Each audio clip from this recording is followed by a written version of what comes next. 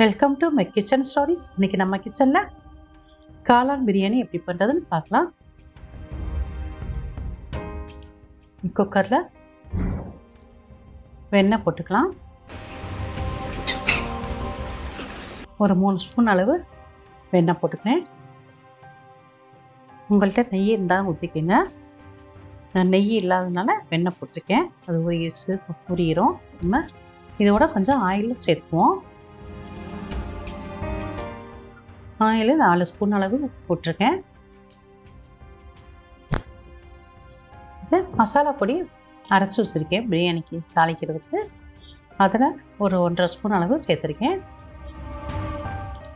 ஏலக்காய், பட்டை, நட்சத்திரப்பூ, கிராம்பு, சோம்பு எல்லாம் சேர்த்து அரைச்சி எடுத்து வச்சுருக்கேன். அதில் 1.5 ஸ்பூன் போட்டிருக்கேன். இப்போ செவந்து வந்துருச்சு. இப்போ பெரிய வெங்காயம் கட் பண்ணி வச்சுருக்கேன். ஒரு 3 வெங்காயம் கட் பண்ணி வச்சுருக்கேன். அதை சேர்த்துக்கிறேன். இதை நல்லா வதக்கிக்கலாம். நல்லா கண்ணாடி பதத்துக்கு வர வரைக்கும் வதக்கிக்கலாம். லைட்டாக ப்ரௌனாக வர வரைக்கும் வதக்கிக்கங்க.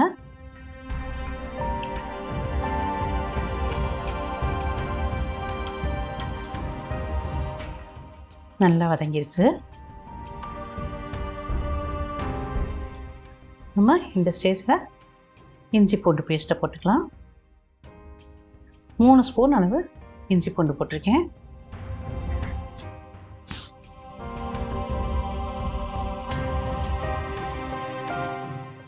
இது நல்லா பச்சை வாசனை போக நல்லா வதக்கிக்கோங்க.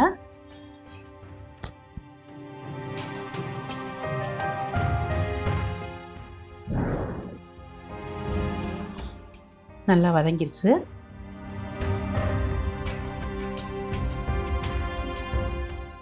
இப்போ இதோட நம்ம புதினா அரைச்சி வச்சுருக்கேன். புதினா பேஸ்ட்டையும் போட்டுக்கலாம். அதோட இதில் ஒரு 4 ஸ்பூன் அளவு சேர்த்துருக்கேன். இதையும் நல்லா பச்சை வாசனை போக நல்லா வதக்கிக்கங்க.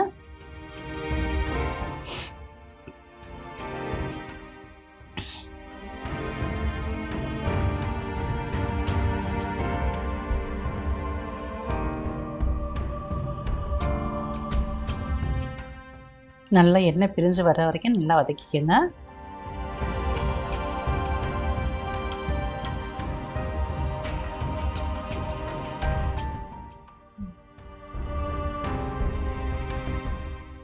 இப்போ நம்ம கட் பண்ணி வச்சுருக்க தக்காளியை சேர்த்துக்கலாம். ஒரு 6 தக்காளி அளவு கட் பண்ணி சேர்த்துருக்கேன். இதோட நல்ல பெரிய தக்காளியை 6 தக்காளி கட் பண்ணியிருக்கேன். மீடியம் சைஸாக இருந்தாக்கா 8 தக்காளி கிட்ட போட்டுக்கோங்க.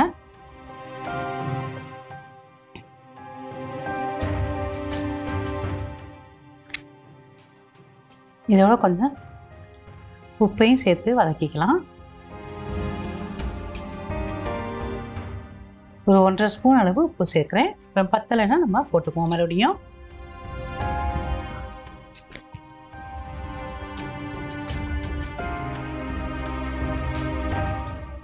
இதை மூடியை போட்டு க்ளோஸ் பண்ணிக்குவோம். க்ளோஸ் பண்ணிட்டா கொஞ்சம் அதிலே வெந்துடும். 1 ஸ்பூன் அளவு மிளகாத்தூள் போட்டிருக்கேன்.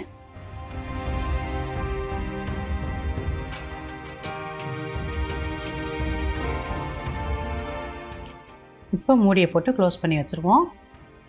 அந்த தக்காளி நல்லா மசிஞ்சு வந்துடும். சீக்கிரமே தக்காளி வெந்துடும்.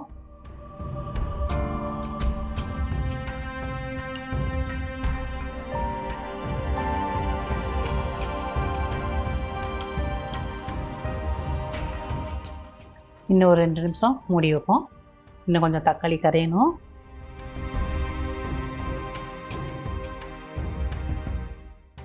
இப்போ பார்த்துக்கலாம். தக்காளி நல்லா மசிஞ்சு வந்துருச்சு. நம்ம தக்காளி வேக வச்சாலும் கரண்டியால் இந்த மாதிரி மசிச்சு விட்டா தான் நல்லா கரைஞ்சி வரும் தக்காளி. நல்லா கரண்டியாலேயே நல்லா மசிச்சு விட்டுக்கோங்க.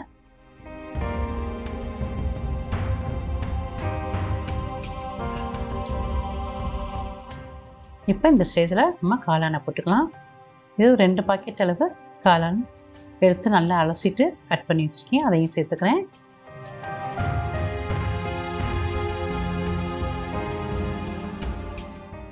இது 400 கிராம் அளவு இருக்கும் காளான்.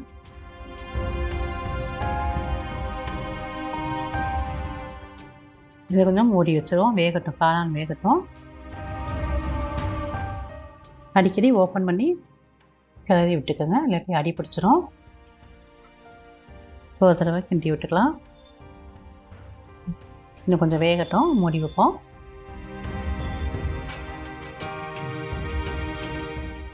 இப்போ 3 நிமிஷம் கழித்து நம்ம ஓப்பன் பண்ணி பார்த்துக்கலாம். நல்லா வெந்துருச்சு, நல்லா தண்ணியெல்லாம் பிரிஞ்சு வந்திருக்கு பாருங்கள்.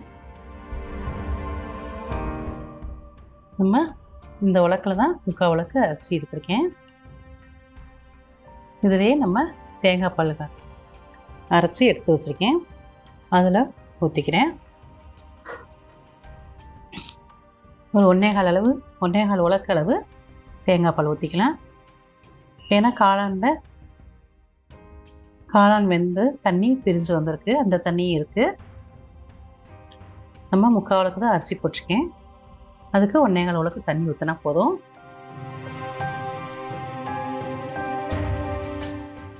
உப்பு பத்தலை, உப்பு சேர்த்துக்கலாம். 1.5 ஸ்பூன் அளவு உப்பு சேர்த்துருக்கேன்.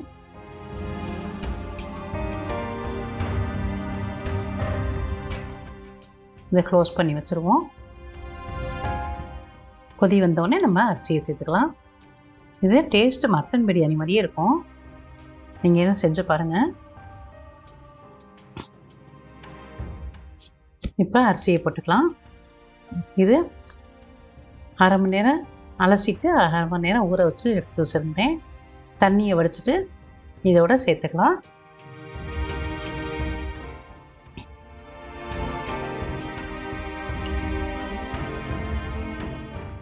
மூடி வச்சுருவோம், கொஞ்சம் வேகட்டும்.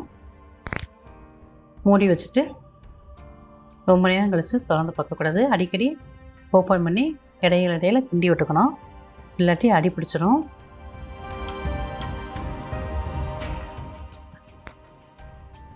இப்போ உடனே மூடி விசில் போடக்கூடாது.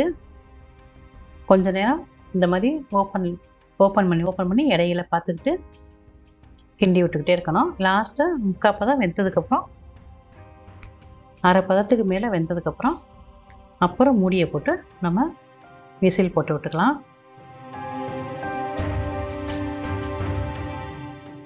ஓரளவுக்கு பாதி அளவுக்கு வெந்து வந்துருச்சு. இன்னொரு 3 நிமிஷம் மூடி வைப்போம்.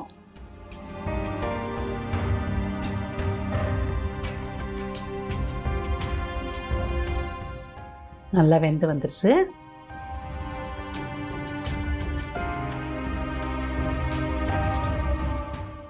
முக்கால்வாசி வெந்துருச்சு, இன்னும் கொஞ்சம் தான் வேகணும். நம்ம இந்த ஸ்டேஜில் மூடியை போட்டு மூடி விசிலை போட்டு விட்டு விசில் வர அளவுக்கு நம்ம வைக்க வேண்டியதில்லை. விசிலை போட்டு விட்டு ஒரு 4 நிமிஷம் 5 நிமிஷம் சிம்மில் வச்சா போதும், கையில் வைக்க வேணாம். சிம்மில் வச்சு ஆஃப் பண்ணிடுங்க. ஆஃப் பண்ணிட்டா கரெக்டாக இருக்கும். 10 நிமிஷம்லாம் வச்சிங்கனாக்கா ரொம்ப குழஞ்சி போயிடும். இப்போ நம்ம அது வேகட்டும், அதுக்குள்ளே நம்ம சால்னா ரெடி பண்ணிக்கலாம். முக்கால் உலக்கு பருப்பு போட்டிருக்கேன், இதை அலசிட்டு எடுத்துகிட்டு வந்துக்கலாம். பெரிய வெங்காயம் ஒரு 1/2 வெங்காயம் அளவு போட்டிருக்கேன். ஒரு சின்ன தக்காளி 1 போட்டிருக்கேன். 2 பச்சை மிளகாய், 1 மிளகாயை உடைச்சி போட்டிருக்கேன். கருவேப்பிலை, கொத்தமல்லி போட்டுக்கலாம். ஒரு சின்ன முருங்கைக்காய் போட்டிருக்கேன்.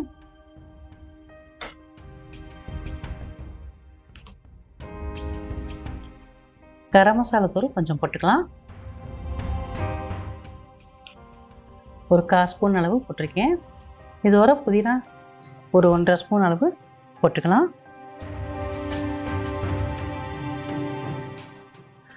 1/4 டீஸ்பூன் மஞ்சத்தூள் போட்டிருக்கேன். 1 ஸ்பூன் குழம்புத்தூள் போட்டுக்கோங்க.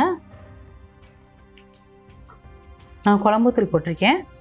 நீங்கள் குழம்புத்தூள் இல்லைன்னா மல்லித்தூள் 2 ஸ்பூன் போட்டு 1 ஸ்பூன் மிளகாத்தூள் போட்டுக்கோங்க. உப்பு போட்டு வச்சு இப்போ ஒரு கலந்து விட்டுட்டு நம்ம இதை மூடி வச்சிடலாம். இன்னும் கொஞ்சோண்டு தண்ணி ஊற்றிக்கலாம். ஒரு 1/4 டம்ளர் அளவு ஊற்றிருக்கேன். ஒரு 4 மிளகாய் துண்டு இதோட சேர்த்துருக்கேன். இப்போ இதை மூடியை போட்டு க்ளோஸ் பண்ணி வச்சுருவோம். ஸ்டவ் ஆன் பண்ணி விட்டு வச்சு ஒரு விசில் வந்துட்டு இன்னொரு விசில் வரப்போகையில் அதை ஸ்டவ்வை ஆஃப் பண்ணிட்டீங்கன்னா கரெக்டாக இருக்கும், வெந்திருக்கும். இதை தாளிக்க வேண்டியதில்லை நம்ம. அதனால் எல்லாத்தையும் போட்டு ஒரே குக்கரில் ஒரு விசில் விட்டு மறு விசில் வரப்போகையில் அதை ஆஃப் பண்ணிட்டீங்கன்னா கரெக்டாக வெந்திருக்கும். இப்போ நம்ம பிரியாணியை பார்த்துக்கலாம். 5 நிமிஷம் ஆயிடுச்சு. பாருங்கள், நல்லா பொழுன்னு நல்லா வெந்திருக்கு. கரெக்டாக வந்திருக்கு. இது அப்படியே மூடி வச்சுருவோம்.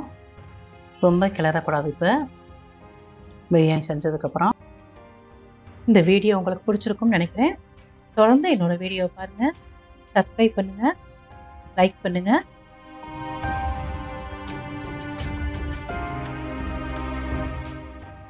ஒரு விசில் வந்துருச்சு. இப்போ இன்னொரு விசில் வரப்போகையில் ஸ்டவ் ஆஃப் பண்ணிட்டீங்கன்னா, வர விடாமல் அதை ஆஃப் பண்ணிவிட்டு அந்த இதில் ப்ரெஷர்லேயே வெந்துடும். ப்ரெஷர்லாம் போனதுக்கப்புறம் நம்ம இப்போ ஓப்பன் பண்ணுறோம்.